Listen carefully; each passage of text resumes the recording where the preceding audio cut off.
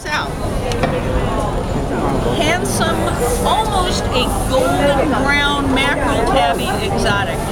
This was my best of breed, and I just could not get past the overall body and structure of this cat. Massive head, just as smooth as it can be. Nice top head. Look at where that nose sits, right in between those eyes. There's as much distance between the middle of that nose and the top of the head as there is to that lower jaw.